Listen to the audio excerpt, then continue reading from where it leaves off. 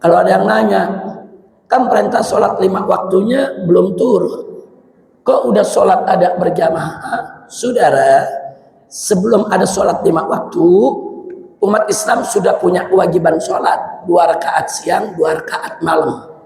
Jadi waktu Nabi di kota Mekah udah ada kewajiban sholat, saudara. Cuman bukan sholat 5 waktu, tapi sholat sudah ada 2 rakaat siang, 2 rakaat malam, saudara. Nah, tapi setelah Isra Mi'raj, kewajibannya berubah menjadi 5 waktu. Nah, jadi jangan kaget kalau dengar cerita Nabi sholat di Mekah, Nabi sholat, saudara, sebelum Isra Mi'raj. Kok ada sholat? Memang ada. Sholat itu bukan baru ada setelah Isra Mi'raj, bukan. Sholat 2 rakaat sudah ada sebelum Isra Mi'raj. Tahajud tengah malam itu sudah ada sebelum Isra Mi'raj, saudara. Tapi sholat 5 waktu baru ada setelah Isra dan Mi'raj. Sabbih isma rabbikal a'la alladzi khalaqa fasawwa. Bagi saya sabbih isma rabbikal a'la, tentu kita sama berharap pertemuan kita pada kesempatan pagi hari ini bisa menjadi penyebab turunnya rahmat dan barakah, sehingga tidaklah nanti kita pulang dari masjid yang kita cintai ini kecuali dosa-dosa kita diampuni oleh Allah Subhanahu wa taala.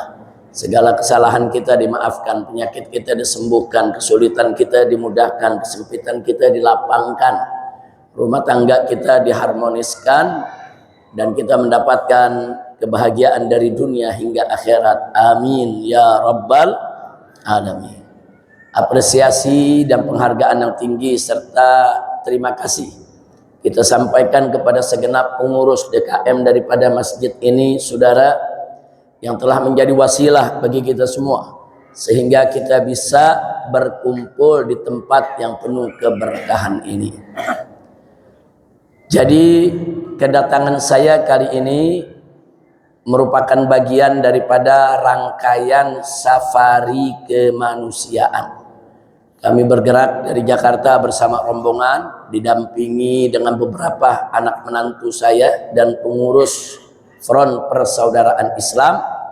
Dari hari Ahad kemarin kami sudah bergerak, kami keliling di Aceh, saudara, di Loksmawe, di Biren, di Aceh Utara, Bener Meriah, saudara.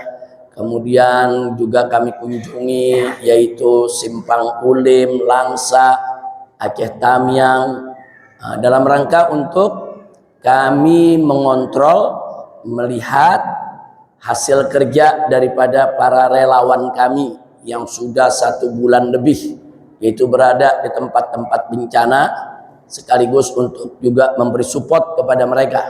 Jangan berhenti bekerja sebelum betul-betul tuntas, yaitu kita mampu untuk membantu saudara-saudara kita yang terkena bencana.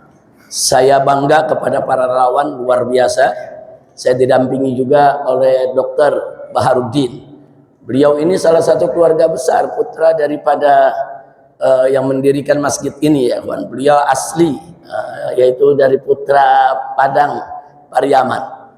Dan beliau adalah dokter pribadi saya. Sengaja dari hari Ahad kemarin beliau ikut dengan saya kemana-mana untuk mengontrol yaitu kesehatan saya, karena memang 1-2 bulan ini saya jarang keluar, jarang ceramah kesana kemari, kecuali sekali-sekali karena ada observasi kesehatan, ada operasi, ada pemulihan.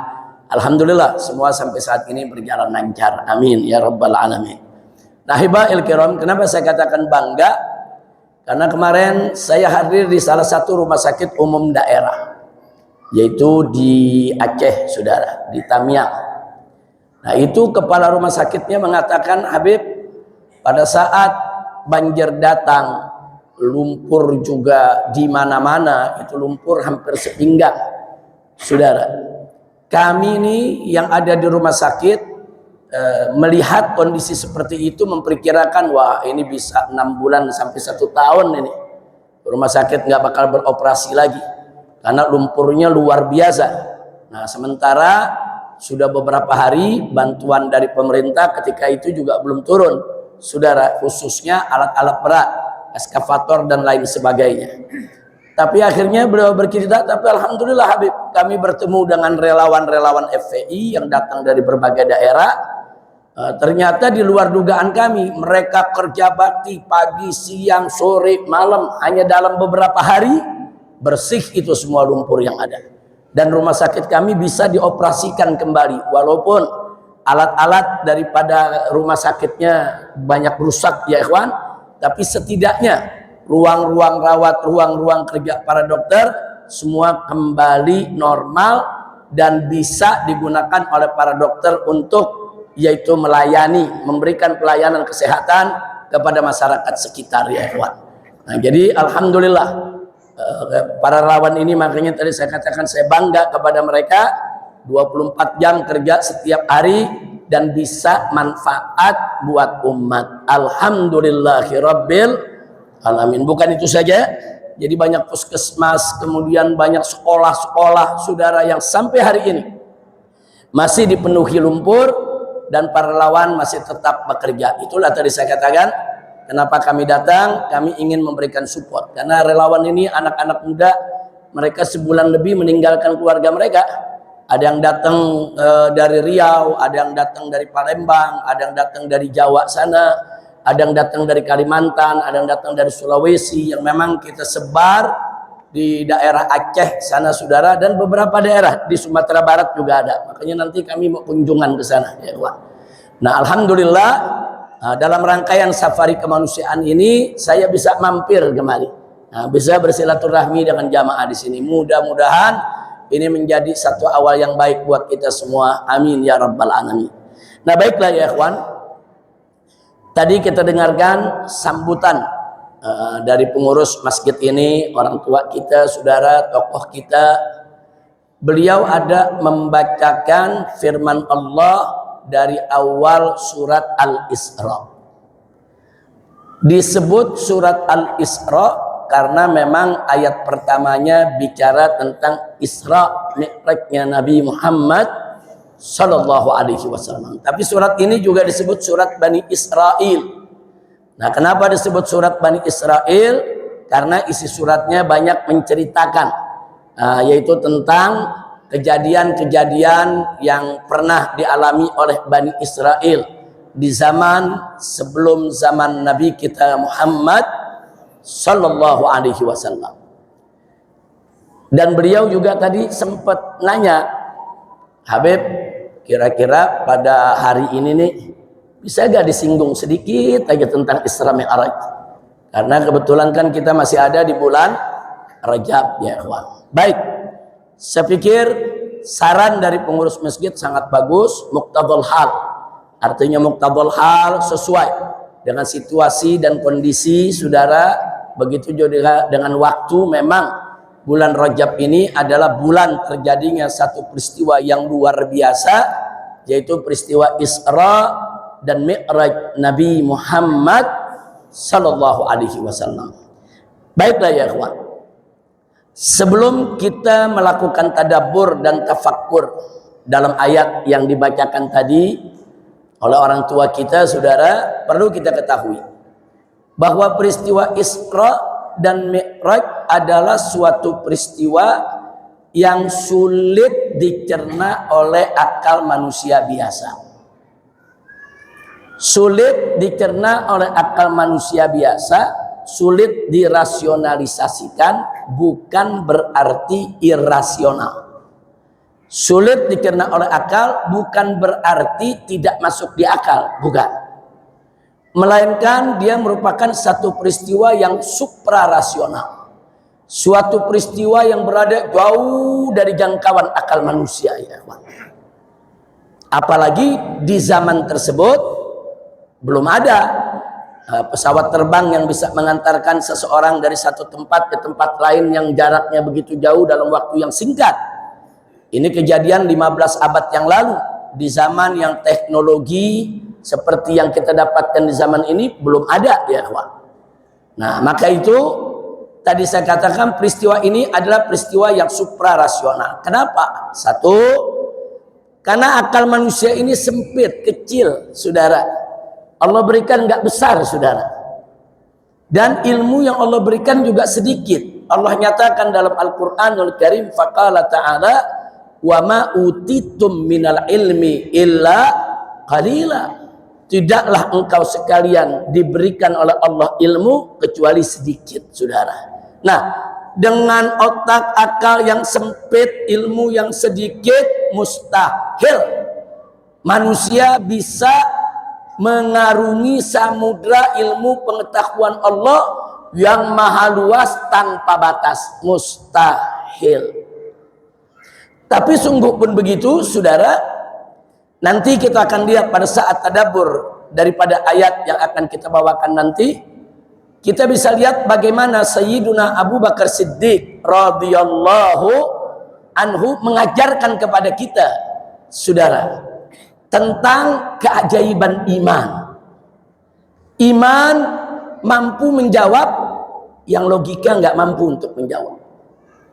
Iman mampu untuk menguraikan yang ilmu sendiri belum sampai, saudara. Nah, bagaimana itu bisa terjadi? Mari kita lihat. Tatkala Nabi pulang dari Isra dan Mi'raj, saudara, kembali ke kota suci Mekah. Di pagi hari Nabi merenung karena ada kewajiban dari Allah Subhanahu wa taala yang harus disampaikan. Nabi harus menyampaikan kepada umatnya bahwa semalam beliau diperjalankan oleh Allah dalam perjalanan Isra dan Mi'raj. Nah, di sini Nabi merenung, mau mencoba mencari cara. Bagaimana cara menyampaikan satu peristiwa yang luar biasa, yang akal manusia biasa nggak bisa mencerna itu, saudara. Ada kekhawatiran di diri Nabi. Nanti jangan-jangan yang baru masuk Islam murtad lagi, saudara. Dan ternyata kekhawatiran Nabi terjadi.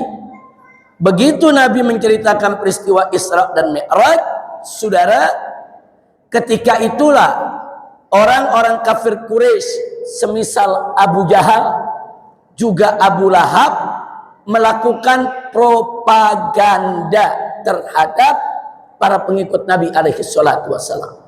Jadi mereka mengatakan, hei orang-orang yang sudah masuk Islam ini, apa kalian percaya dengan dustanya Muhammad? Ini cerita nggak masuk di akal.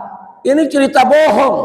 Bagaimana mungkin satu perjalanan yang begitu jauh dari Mekah ke Al-Masjidil Aqsa di Palestina, yang kalau dilakukan perjalanan dengan mengendarai unta pulang pergi 1 bulan baru bisa tercapai itu perjalanan.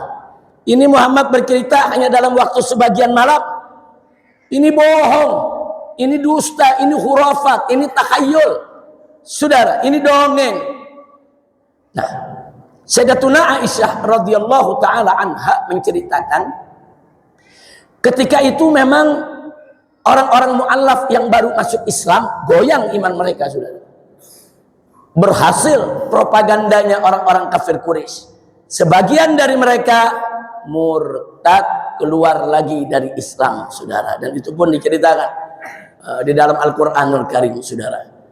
Nah, jadi artinya, saudara, ini kesempatan bagi orang-orang kafir Quraisy yang selalu memusuhi Nabi, bagaimana melakukan propaganda pemurtadan supaya orang-orang mu'alaf yang baru masuk Islam keluar lagi dari Islam, saudara. Singkat cerita, di saat yang sama Abu Jahal bertemu dengan Sayyidina Abu Bakar Siddiq radhiyallahu taala anhu.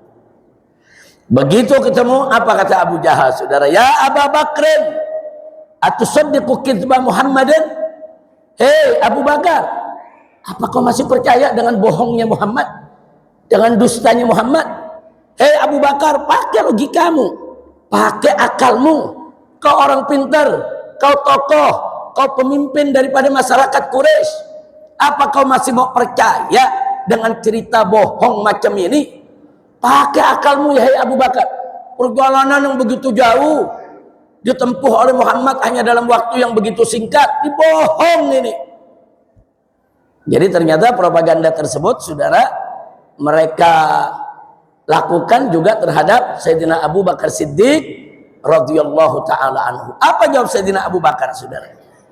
Sayyidina Abu Bakar ditanya seperti itu, enggak nunggu besok jawabnya saudara, enggak nunggu nanti jawabnya saudara, langsung saat itu juga badahiyatan, secara spontan beliau menjawab kepada Abu Jahal dan kepada semua orang-orang kafir saudara.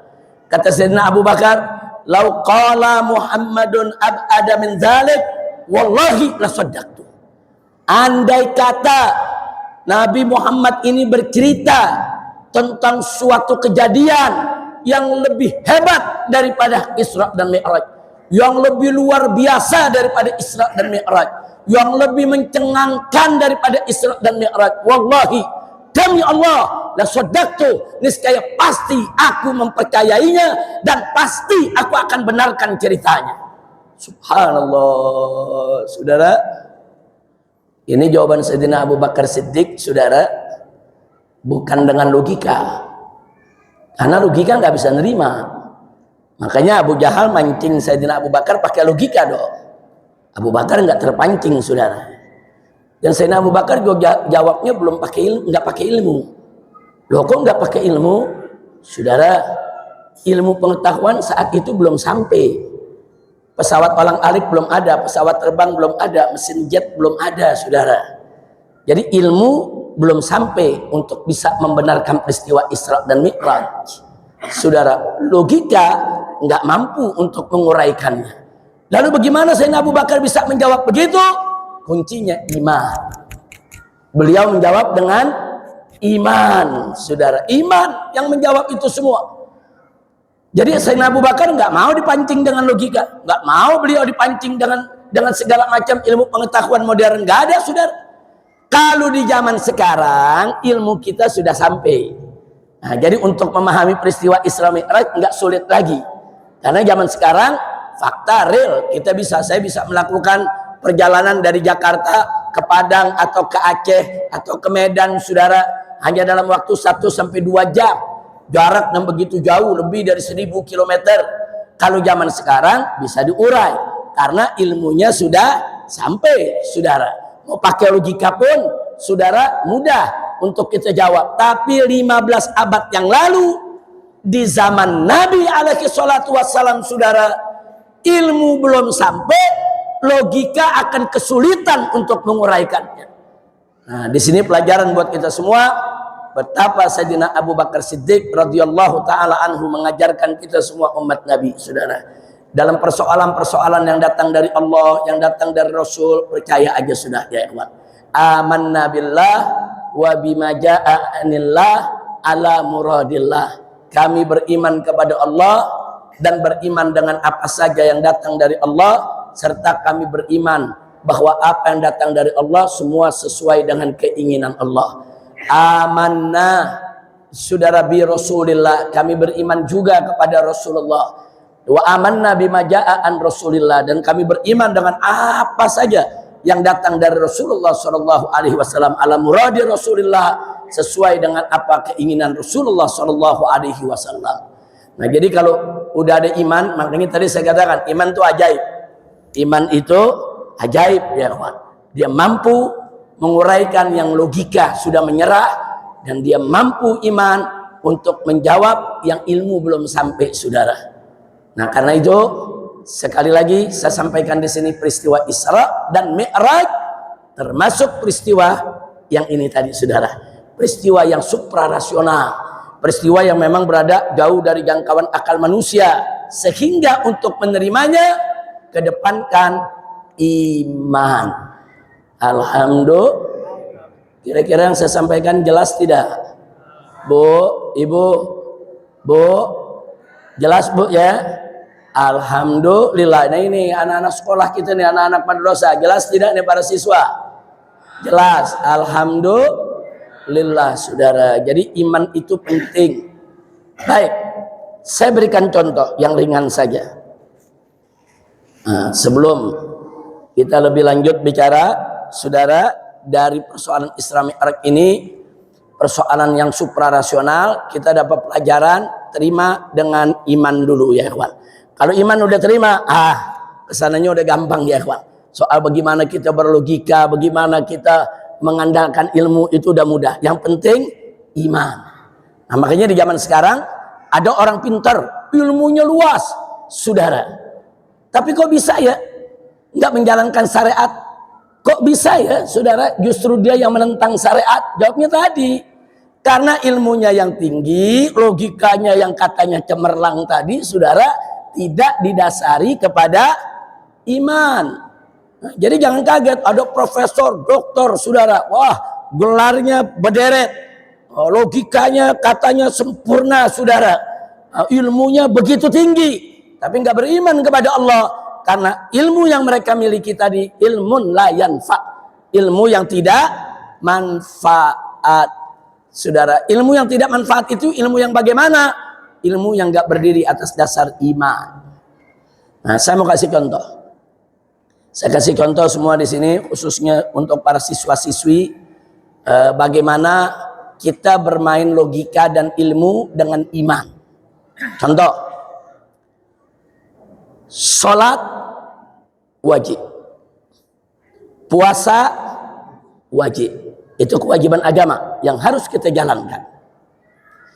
Ibu-ibu, para kaum wanita, kalau sedang mengalami haid, menstruasi, saudara, mereka haram untuk melakukan sholat dan haram untuk berpuasa.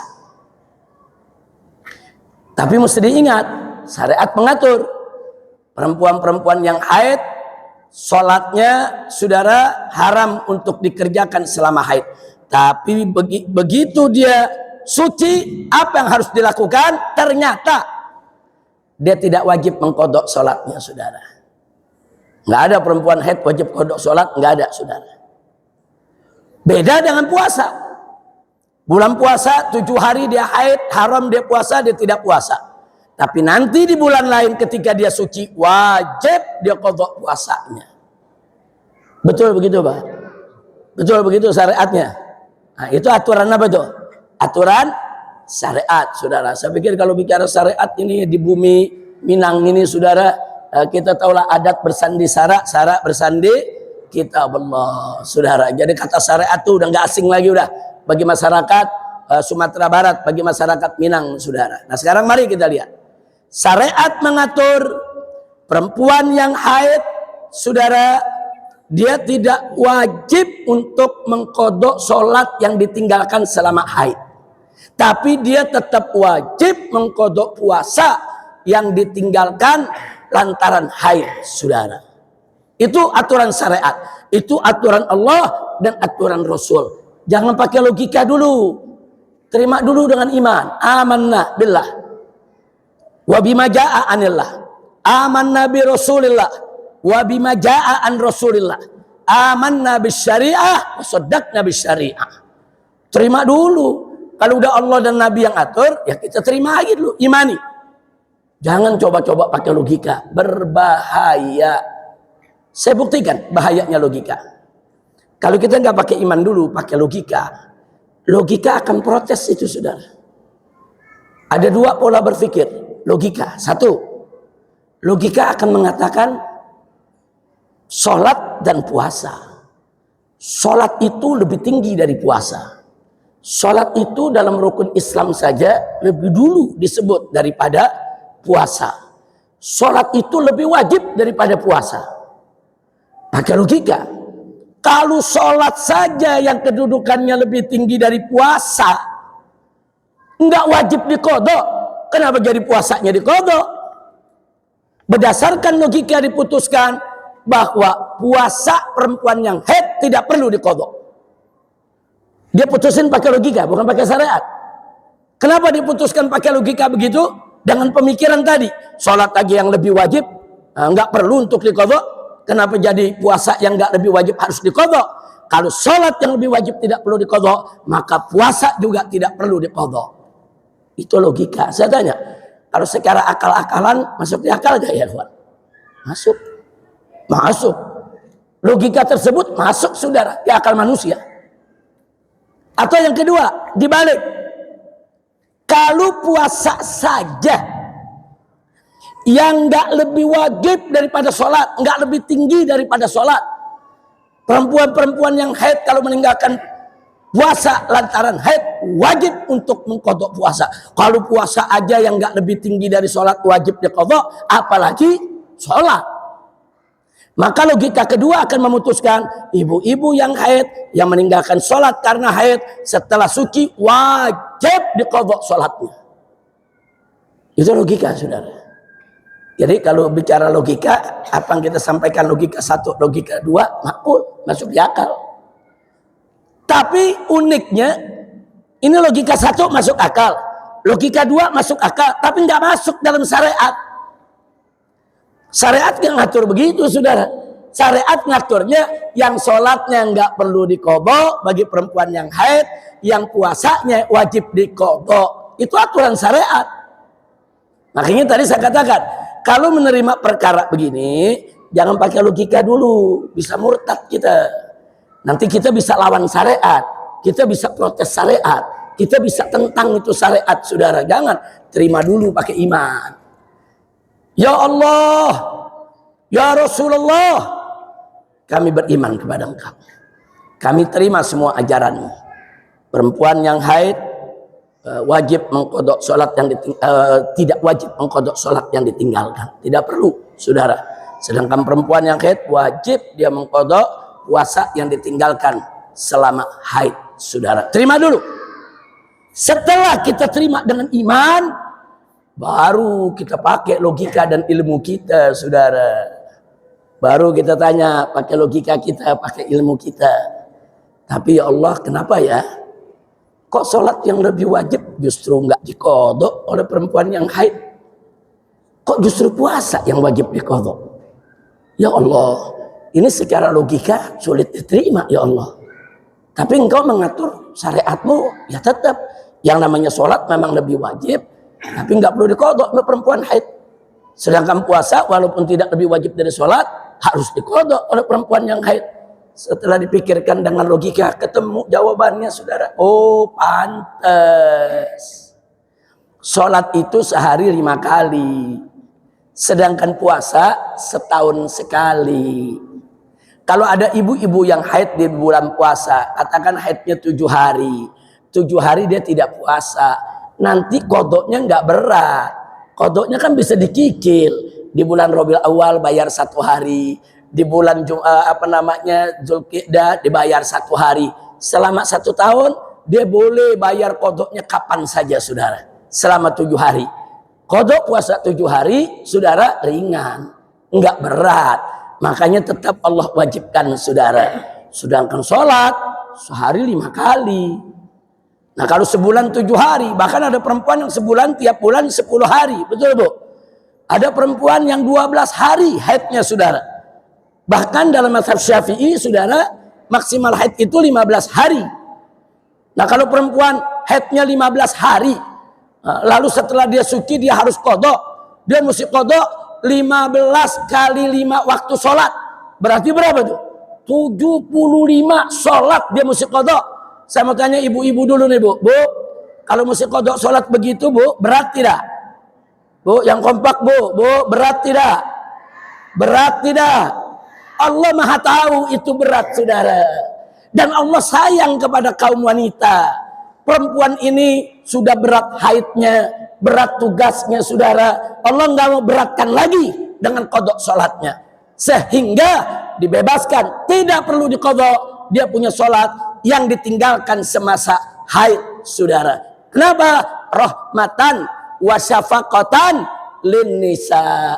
Sebagai bentuk rahmat dan kasih sayang Allah kepada kaum wanita. Nah kalau dijawab begitu berarti masuk akal gak, Bu? Ayo semua yang ada di sini saya tanya, masuk akal tidak?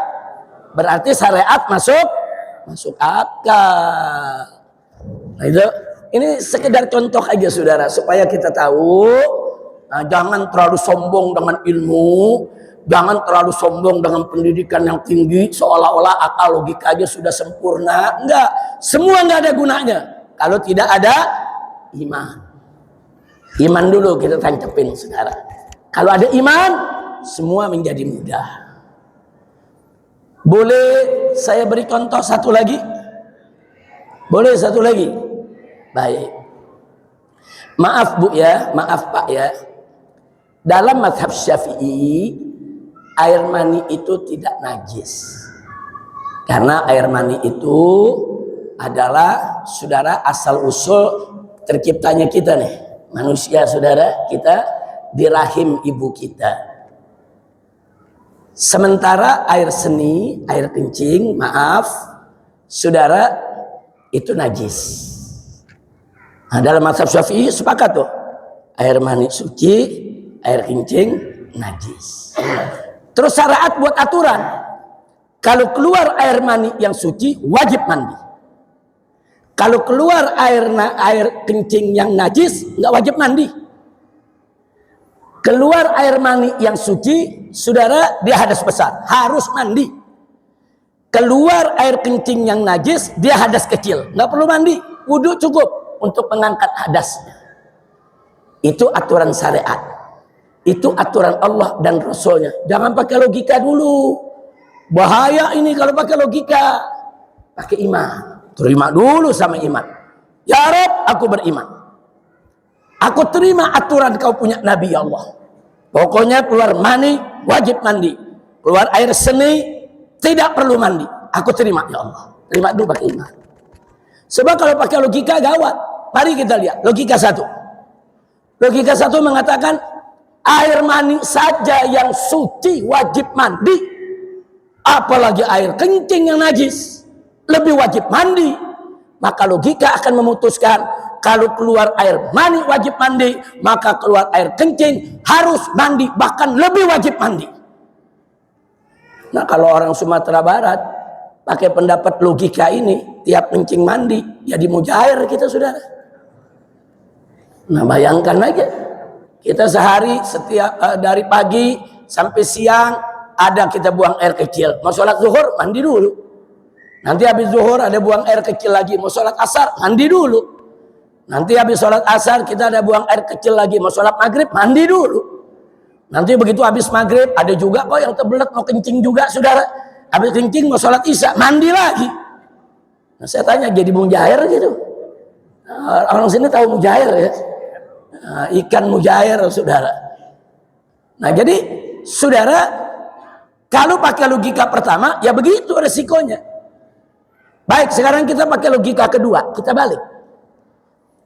Air seni saja, saudara, yang najis keluar, nggak wajib mandi. Apalagi air mani yang suci. Apalagi air mani yang suci, yang najis aja nggak wajib mandi, yang suci lebih tidak wajib mandi. Maka logika kedua akan mengatakan, kalau kita keluar air mani nggak perlu mandi, nggak wajib. Nah, logika satu, logika dua, saudara, secara logika masuk akal. Tapi yang menariknya, syariat nggak pakai itu, saudara. Enggak, syariat pakainya keluar mani yang suci wajib mandi, keluar air seni yang najis tidak wajib mandi. Itu syariat mengatur. Maka itu dalam kondisi seperti ini tadi saya katakan, terima dulu pakai iman. Terima dulu ya Allah, aku terima ya Allah. Putusanmu, aturan aku terima, aku yakin ya Allah. Putusanmu ini, aturanmu ini, walaupun secara sepintas lalu seolah-olah bertentangan dengan logika, bertentangan logika satu, logika dua, tapi aku yakin ini masuk akal ya Allah. Pasti ada jawabannya, pasti ada rahasianya, pasti ada hikmahnya. Terima dulu pakai iman, baru kita boleh bertanya, saudara. Nah, begitu kita bertanya, gunakan ilmu kita, gunakan logika kita, saudara, pikirkan, tadabbur, tafakkur. Kenapa begitu? Ketemu jawabannya, saudara. Yang pertama, Bapak Ibu, yang namanya air mani itu keluar sekali-sekali. Paling-paling yang tiap hari pengantin baru. Nah, saudara, kalau yang bukan pengantin kan, apalagi yang pengantin lama, bisa sebulan 2 bulan sekali. Saudara, artinya apa? Kalau diwajibkan mandi, saudara, nggak memberatkan. Karena syariat Islam ini nggak memberatkan. Ad-dinu yusrun, agama itu mudah, bukan memberatkan, saudara. Sementara orang keluar air kencing, itu bisa berkali-kali dalam sehari. Saudara, ada 2 kali, 3 kali, 4 kali, 5 kali, saudara. Nah, jadi kalau diwajibkan mandi, alangkah repotnya, alangkah beratnya bagi umat Islam, saudara. Dari situ kita tahu, oh lagi-lagi ini rahmat dari Allah untuk tidak menyusahkan umat Islam, saudara. Jadi karena air mani keluar sekali-sekali, saudara, ya kalau keluar mandilah. Karena keluar air kencing terlalu sering, kalau keluar air kencing cukup wudu untuk angkat hadas besarnya.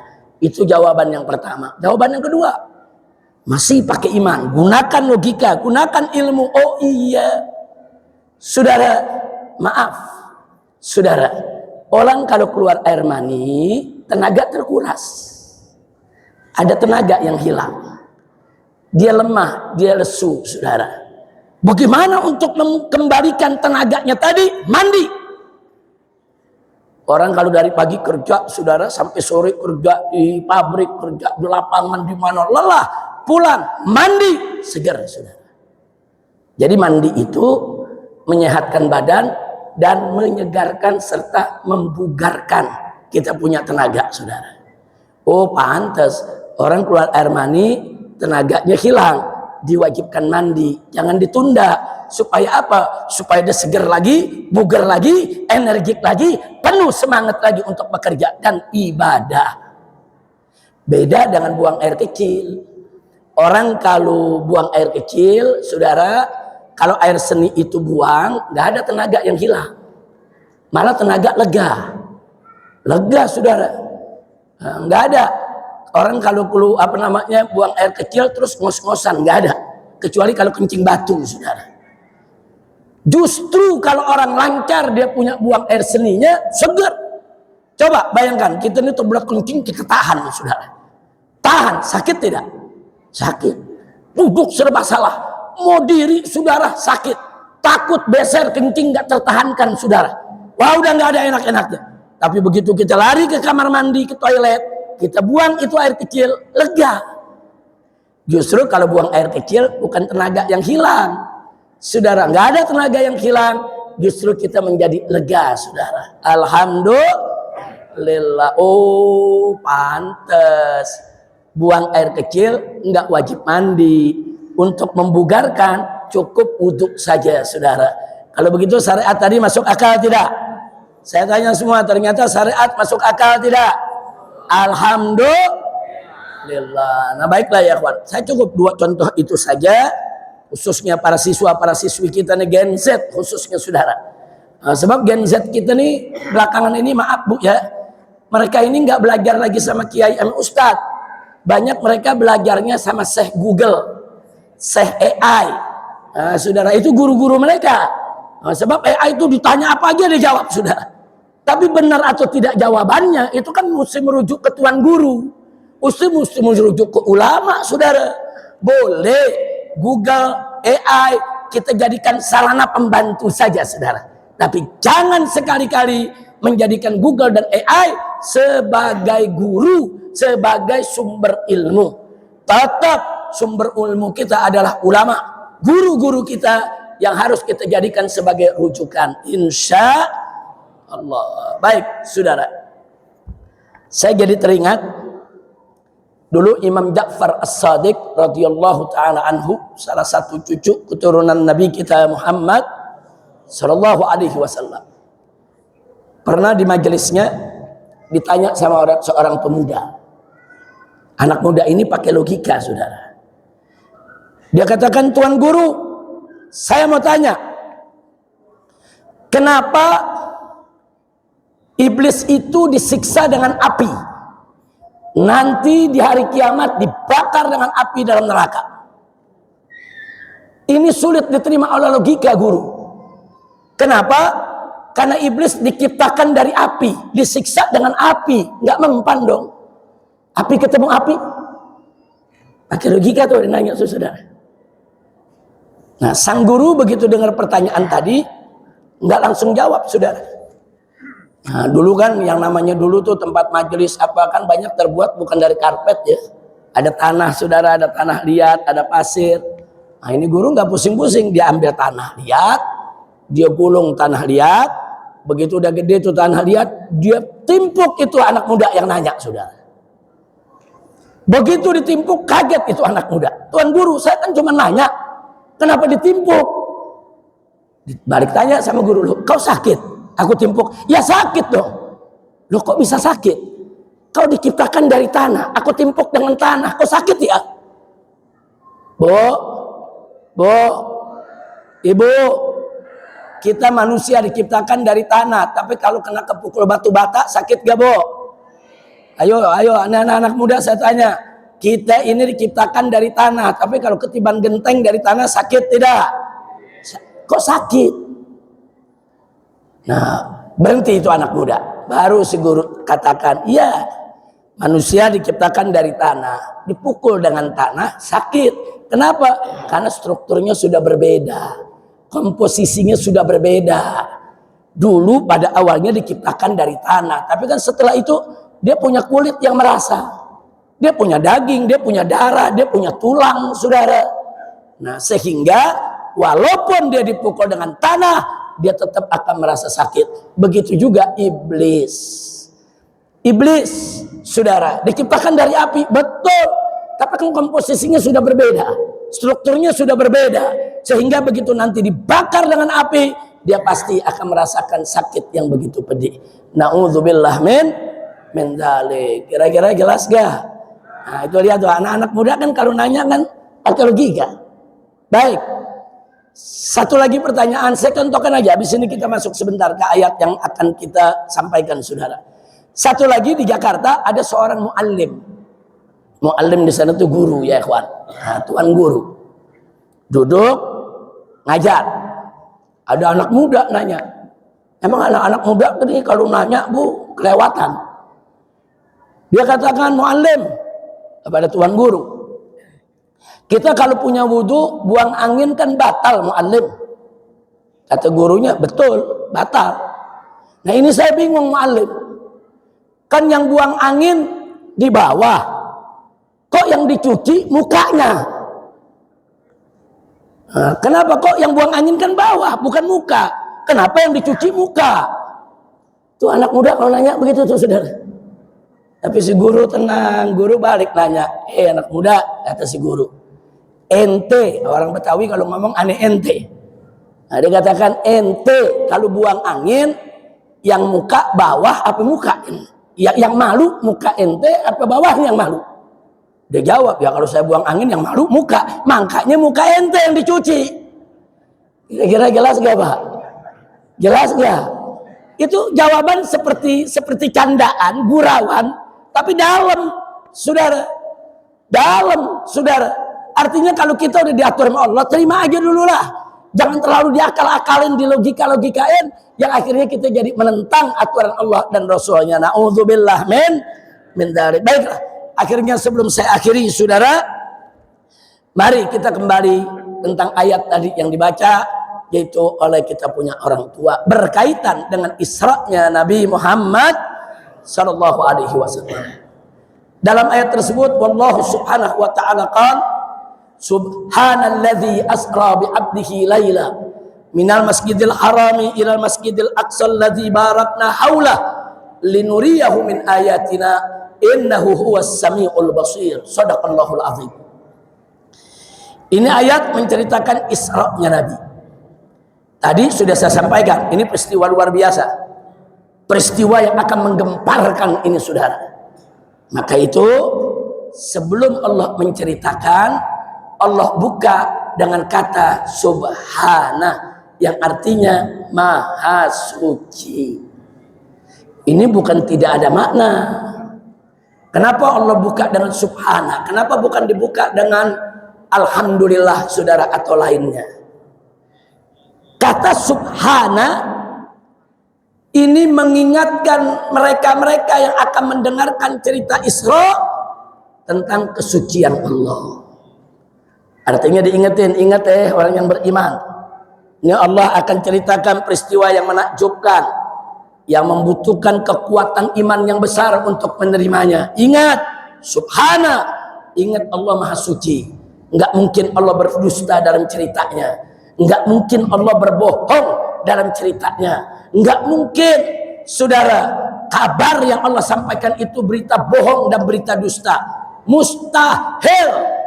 Ditancapin dulu iman kita, kuatkan iman. Ingat ya, Allah Maha Suci, Allah bukan pendusta, Allah bukan pembohong. Siap-siap terima ini kisah. Baru Allah ceritakan, Subhanalladzi asra bi'abdihi. Maha Suci Allah yang telah memperjalankan seorang hambanya di waktu malam. Maha Suci Allah. Alladzi asra, yang telah memperjalankan. Garis bawahi saudara, Allah tidak mengatakan Nabi jalan sendiri. Allah mengatakan memperjalankan. Berarti Nabi objek yang diperjalankan. Siapa memperjalankannya? Allah dengan kebesarannya.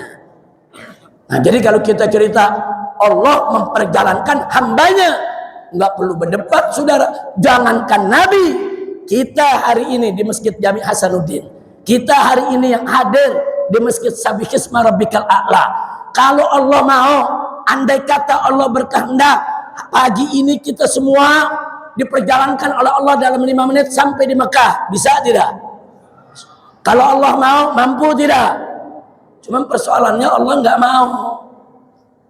Ya, kenapa nggak mau? Ya kita banyak dosa, kita banyak kekurangan, saudara. Lalu kenapa Allah mau memperjalankan hamba yang bernama Muhammad? Karena Muhammad adalah kekasihnya, Muhammad adalah manusia pilihannya yang dicintai oleh Allah Subhanahu wa Ta'ala. Jadi kalau kita memperjalankan, nggak usah kaget.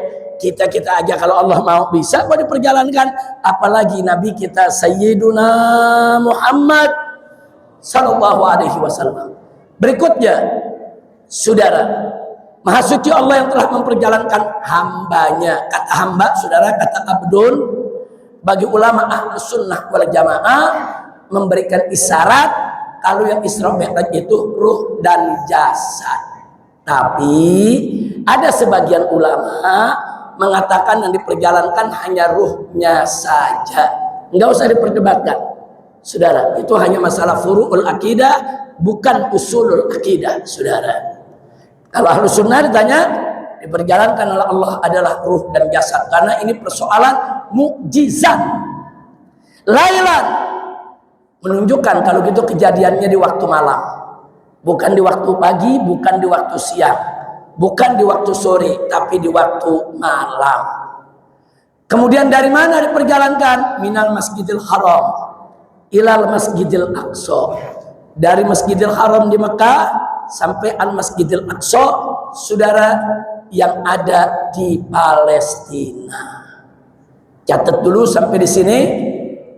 Kenapa Nabi Isra Mi'raj harus melalui dari rumah, dibawa ke Masjidil Haram, baru dibawa ke Al Masjidil Aqsa? Kenapa nggak langsung saja dari kamarnya, rumahnya, langsung dibawa oleh malaikat Jibril dan Mikail ke Sidratul Muntaha? Kalau Allah mau, bisa, saudara. Tapi ada apa diperjalankan dari Masjidil Haram ke Al Masjidil Aqsa dulu, saudara? Mustahil kalau itu tanpa kepentingan. Mustahil kalau itu tanpa tujuan, saudara. Nah, ini yang mesti kita gali. Satu, diberangkatkan dari Al-Masjidil Haram ke Al-Masjidil Aqsa, memberikan isyarat kepada umat Islam betapa pentingnya kedudukan kedua masjid ini bagi Allah dan Rasulnya, saudara. Sehingga orang beriman harus menangkap itu message, itu pesan, saudara, dari peristiwa Isra Mi'raj. Kita harus tangkap itu pesan. Berarti, saudara, orang beriman punya kewajiban, wajib menjaga keamanan, keselamatan, dan kenyamanan Al-Masjidil Haram dan Al-Masjidil Aqsa sampai hari kiamat, saudara. Alhamdulillah, Al-Masjidil Haram ada di tangan umat Islam di Mekah. Tapi bagaimana dengan Al-Masjidil Aqsa? Sudah 72 tahun dijajah, saudara. 72 tahun dinodai. 72 tahun nanti diserbu, nanti dibakar, nanti orang sholat ditembaki oleh Israel, saudara. Kemana umat Islam? Artinya di sini ini Al-Masjidil Aqsa saja diingetin saja, banyak umat Islam nggak peduli. Bagaimana kalau nggak diingetin, saudara? Allah ingetin, artinya wajib sepanjang zaman. Umat Islam saat ini di dunia, saudara, lebih dari 2 miliar, nggak mampu menghadapi Israel yang hanya sekian juta.